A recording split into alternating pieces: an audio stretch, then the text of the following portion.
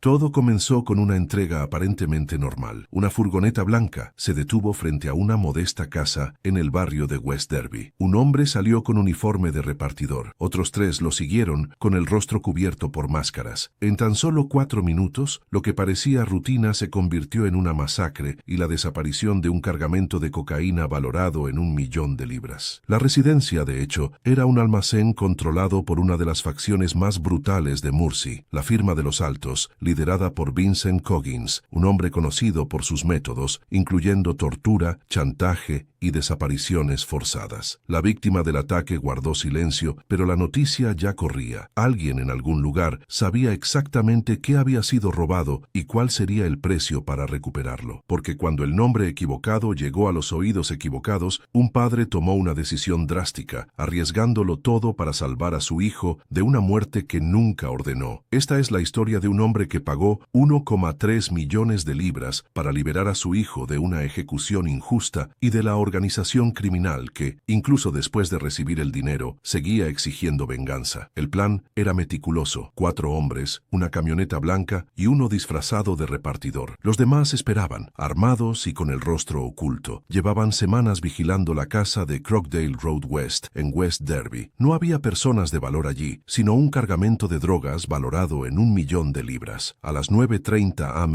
del 23 de mayo de 2020 actuaron. Paul Glenn y su hijo abrieron la puerta. En cuestión de segundos, desenvainaron los machetes. Glenn recibió cortes profundos que le perforaron el hueso. Su hijo intentó defenderse, pero no pudo. La sangre corría por todas partes. La casa no tenía letreros ni identificación, pero para quienes la conocían, era un depósito de drogas. Y ese día lo estaban vaciando. Los intrusos robaron 30 kilos de cocaína, valorados en más de 1 millón de libras, y desaparecieron. Lo que no sabían era que aquello no era solo una casa de reparto. Pertenecía a High-End Firm, un cártel de Morriside construido durante décadas por los hermanos Vincent y Francis Coggins. Sus rutas de suministro se extendían desde Sudamérica hasta España y el Reino Unido. Alguien acababa de robarles. A las 19:41 de ese día, Coggins ya estaba analizando las imágenes. Las imágenes de una cámara de seguridad cercana mostraban a 4 hombres enmascarados, una camioneta esperando y, en cuestión de minutos, su alijo había desaparecido. La reacción fue inmediata y violenta. Aseguró a sus subordinados que el ataque era personal, que ninguna banda local se atrevería a desafiarlo de esa manera. Para él, era obra de un informante, alguien lo suficientemente arrogante como para creer que podría robar a High-End Firm y salirse con la suya. Exigió nombres rápidamente, pero los ladrones no eran de Liverpool. Jason y Craig Cox, 2 hermanos de Salford, se habían aliado con Richard Caswell, un experimentado delincuente local. El cuarto hombre, Ben Monks Gorton, era el falso repartidor. Coggins aún no lo sabía. Mientras los verdaderos culpables descargaban la droga, la firma High-End comenzó a buscar al hombre equivocado. Vincent Coggins no perdió tiempo. Quería venganza. En cuestión de horas estaba en Encroat, una aplicación de mensajería, usando el apodo de barco iluminado por la luna. Su tono era tranquilo, pero sus palabras eran letales. Ordenó a Paul Woodford, Robert Jarvis y Michael Earl que investigaran. Si no descubrían quién había tomado la droga, desestimarían cualquier rumor hasta que alguien confesara. El primer nombre que surgió fue Kenny Glenn, el hijo de la víctima del robo. Luego, Paul Flynn. Luego, silencio. Hasta que, de la nada, Coggins centró su atención en otro narcotraficante local, Brian Maxwell Jr. No había ninguna conexión, ningún motivo, ni su presencia en la escena del crimen. Maxwell Jr. no era un desconocido. Joven, calculador y siempre cercano a su padre, actuaba con discreción. Para Coggins, eso fue suficiente. Recurrió a Encroat y envió mensajes amenazantes. Afirmó tener pruebas contra Maxwell y dejó claro que el dinero robado ya no importaba. Ahora estaba sediento de sangre. Cuando Woodford preguntó si necesitaban armas, Coggins respondió que ya tenía provisiones. Estaban listos, armados y esperando. Incluso pidió el código Calle Piña para conseguir una granada. Jarvis confirmó que podía conseguirla. Ya no solo estaban investigando, se preparaban para la guerra. El plan era simple: localizar a Maxwell Jr., actuar con rapidez y dar ejemplo. Brian Maxwell Sr. no era un nombre conocido, pero en el mundo de la droga su reputación era sólida. Un operador discreto, sin pandillas, sin fanfarrias, solo propiedades, docenas de ellas, compradas a bajo precio, alquiladas y equipadas con todo lo necesario para el cultivo de marihuana a gran escala. Luces con temporizadores, césped cortado semanalmente, jardineros pagados para instalar. Los edificios estaban diseñados para parecer viviendas ocupadas. En el interior, la realidad era diferente. Pisos superiores desmantelados, paredes revestidas con armarios de cultivo, lámparas de calor cuidadosamente aisladas. La planta baja estaba amueblada para mantener las apariencias. Cada detalle estaba calculado, incluso los garajes vacíos con coches colocados para simular su uso. No se trataba de ostentación, sino de eficiencia, y eso generaba beneficios. Su hijo, Brian Maxwell Jr., creció en este entorno, aprendió el oficio y se ganó su confianza. Para 2020, ambos trabajaban juntos, gestionando suministros y moviendo mercancía, comunicándose siempre directamente o a través de dispositivos cifrados. Cuando Maxwell padre oyó que se susurraba el nombre de su hijo como responsable de un robo de $1 millón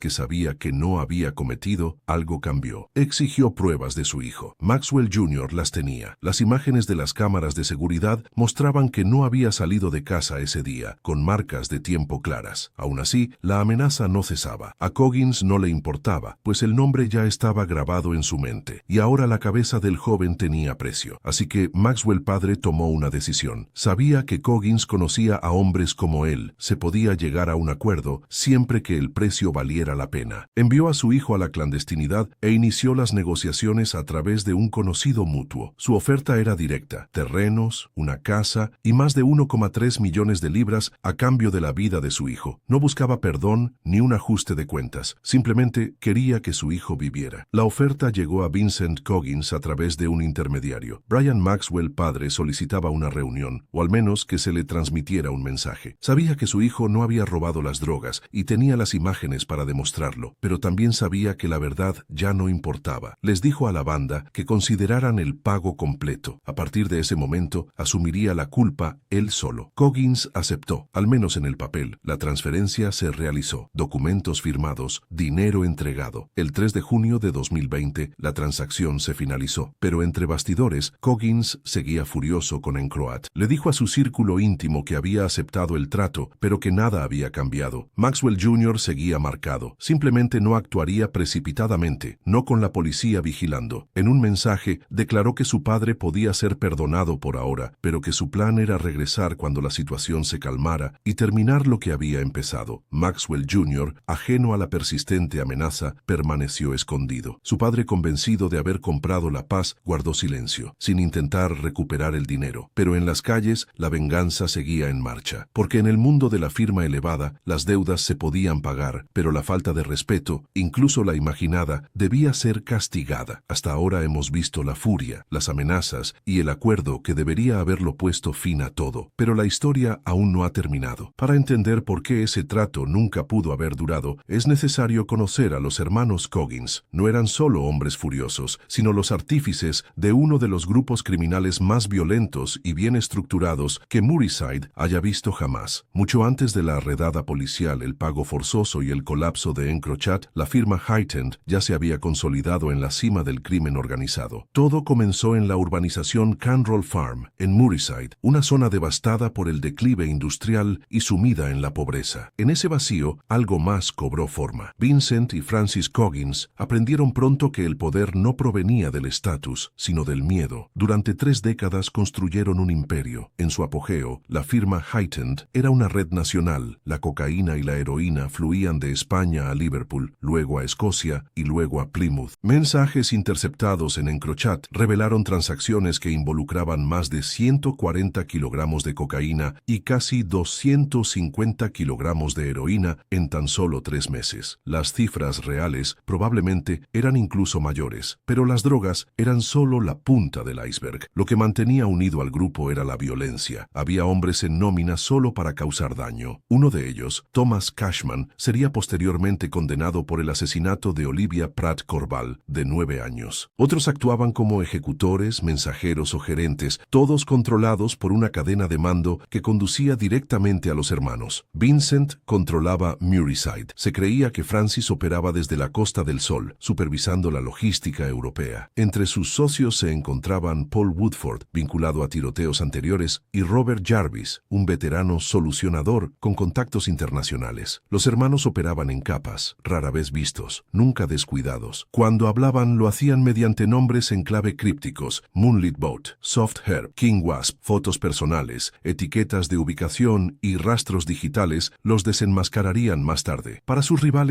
eran intocables, para sus propios hombres eran temidos. Pero como todos los grandes sindicatos, no fue la paranoia lo que los derribó, fue la confianza, la creencia de que nadie los vigilaba y de que una red telefónica supuestamente inviolable los protegía. En abril de 2020, las autoridades francesas y neerlandesas se infiltraron silenciosamente en el sistema. Sin alertar a los usuarios, copiaron mensajes en tiempo real, incluyendo miles intercambiados por Coggins y su equipo. Esta información se transmitía directamente a la Agencia Nacional contra el Crimen, NSA, del Reino Unido, y a la Unidad Regional contra el Crimen Organizado del Noroeste. A partir de ese momento, todo cambió. Se recopilaron más de 72.000 mensajes en la Operación Sub-Zero. Cada amenaza, cada negociación, cada plan. La NSA no se quedó de brazos cruzados. Actuaron metódicamente. Contrastaron los mensajes con metadatos, ubicaciones, horas e incluso fotos de fondo. Nombres en clave como Olive Scooter y Blade Hedge se vincularon poco a poco con identidades reales. A menudo el propio equipo facilitaba el proceso, bromeando sobre comida, intercambiando fotos y hablando con demasiada naturalidad sobre su vida cotidiana. Lo que comenzó como una operación de vigilancia se convirtió en una transmisión de inteligencia en vivo. Mientras el grupo planeaba ejecuciones, la policía construía casos discretamente. Las amenazas contra Brian Maxwell Jr., Michael East y Ayabosa Igbonovia se monitoreaban en tiempo real. A finales de mayo de 2020, la amenaza ya no era solo verbal, sino un plan concreto. Dentro de la unidad de crimen organizado, los detectives tomaron una decisión. No podían esperar a la fase de arresto. No si alguien estaba a punto de morir. Así que actuaron primero. El 27 de mayo de 2020, los agentes llegaron al domicilio de Maxwell Jr. con una notificación de Osman, un documento oficial que les informaba que su vida corría peligro. Lo mismo hicieron con los otros dos objetivos de los Coggins. Luego vino la segunda parte de la estrategia. Vincent Coggins, Woodford, Earl y Jarvis recibieron notificaciones de detención, advertencias formales de la policía de que estaban siendo vigilados y de que cualquier movimiento sería su perdición. La táctica funcionó por un tiempo. Michael Earl pareció ceder, intimidado por la creciente presión, pero los Coggins no se rindieron. Tras bambalinas, la vigilancia policial se intensificó. El objetivo no era solo interrumpir, sino cerrar el círculo. Mientras el grupo intentaba adelantarse a la policía, la investigación entró en su fase final. Los arrestos llegarían. Solo tenían que ocurrir antes de que alguien muriera. Durante semanas, la firma aumentada persiguió a los hombres equivocados, pero los verdaderos autores del robo de drogas ya habían desaparecido. Como vimos antes, el papel de Jason, Craig Cox y Richard Caswell fue decisivo. Fue Caswell quien los alertó, fingiendo desconocer quién estaba detrás del robo. Afirmó que intentaba averiguarlo. En realidad, avivó los temores del grupo hacia los Cox, manteniéndolos un paso por delante de cualquier represalia. Durante un tiempo funcionó, hasta que salieron a la luz los datos de EncroChat. Los propios mensajes de Caswell, capturados en la Operación Benedict, revelaron su papel en la organización del robo. La policía confirmó que había estado en contacto con los hermanos Cox antes y después del robo. No era un simple observador, era el informante. Esta evidencia se extendió por los círculos criminales. Tras la venganza, Caswell, ya arrestado en otro caso, fue atacado en prisión y le cortaron la cara. La familia Cox recibió advertencias que ponían en peligro su vida. Se produjeron incendios provocados en propiedades de Salford. Jason y Craig Cox huyeron a España. Para cuando los Coggins descubrieron la verdad, el daño ya estaba hecho. Y ahora, el objetivo del grupo ya no era la venganza, sino la supervivencia. El caso estaba listo. Cada mensaje, cada foto, cada pedido fue rastreado y almacenado. Un mapa completo de cómo operaba la firma Heightened. El operativo se organizó bajo el nombre en clave de Operación Sub-Zero, como parte de la respuesta más amplia a EncroChat. A las 6:00 am del 16 de junio de 2020 se derribaron las primeras puertas. Redadas policiales armadas en Liverpool y Knowsley resultaron en la detención de Vincent Coggins, Robert Jarvis, Paul Woodford y Michael Earl. Días después, Paul Fitzsimmons, Kevin Rimmer, Dean Burrows Burroughs y Darren Tierney siguieron el ejemplo. En Ámsterdam, tras 2 años prófugo, Paul Glenn fue arrestado y extraditado junto con Brian Maxwell padre e hijo. Las detenciones fueron silenciosas, sin previo aviso, sin titulares. El grupo fue desmantelado en tiempo real. En los meses siguientes se presentaron cargos, se programaron juicios y las condenas se sucedieron en oleadas. Los tribunales escucharon cómo Heightened Firm contrabandeaba cientos de kilogramos de heroína y cocaína a través del Reino Unido, utilizaba granadas como moneda de cambio y planeaba ejecuciones por pérdidas económicas. Se analizaron más de 72.000 mensajes y se vincularon a actividades reales, desde transferencias de propiedades hasta compra de armas. Era la primera vez que se analizaba un volumen tan grande de datos de EncroChat en tribunales británicos. La defensa intentó desechar la prueba, pero fracasó. Los jueces la declararon admisible, sentando un precedente que afectaría a cientos de otros casos en todo el país. Los hermanos Coggins, antaño intocables, ahora aparecían en los periódicos, no como leyendas, sino como acusados. Uno de los hermanos Coggins estaba en prisión, el otro seguía prófugo. La red criminal que habían construido durante 3 décadas se derrumbó en cuestión de meses. El juicio tardó más de 3 años en alcanzar un veredicto final. Decenas de personas fueron arrestadas. Algunos resistieron los cargos hasta el final, mientras que otros optaron por negociar sentencias reducidas. Pero una vez que las pruebas de EncroChat fueron validadas en el tribunal, los resultados se hicieron inevitables. Vincent Coggins, que entonces tenía 58 años, fue condenado a 28 años de prisión. Las investigaciones revelaron que, tras la pantalla de un dispositivo supuestamente a prueba de manipulaciones, orquestó violencia a gran escala y tráfico de drogas en todo el Reino Unido. Robert Jarvis, de 59 años, antes visto simplemente como un ejecutor de las órdenes del grupo, vio expuesto su papel central en la organización durante el juicio. Su condena, 25 años. Paul Woodford, también de 58 años, fue condenado a 24 años y 6 meses tras ser hallado culpable de haber participado en la obtención de armas, la coordinación de atentados y el tráfico de grandes cantidades de cocaína. Michael Earl, de 48 años, fue condenado a 11 años. Junto a él, Paul Fitzsimmons, de 60 años, cumplirá 12 años y 6 meses, mientras que Darren Tierney, de 46 años, fue condenado a 12 años y 9 meses. Kevin Rimmer y Dean Burroughs, a su vez, fueron condenados a 16 años y 14 años y 3 meses, respectivamente. Paul Glenn, de 59 años, el hombre responsable de la gestión del escondite asaltado, fue condenado a 11 años y 2 meses por conspiración para distribuir cocaína. Los autores del robo investigados por la Operación Cárcel de la Policía del Gran Manchester también cumplieron condena por sus delitos. Jason Cox fue condenado a 14 años y 8 meses. A su hermano, Craig Cox, se le redujo la condena de 13 años y 6 meses a 11 años en apelación. Richard Caswell recibió 7 años, mientras que Ben Monks Gorton quedó justo por debajo de ese umbral. El caso también involucró a la familia Maxwell. Brian Maxwell Sr., quien pagó el rescate de $1 millón,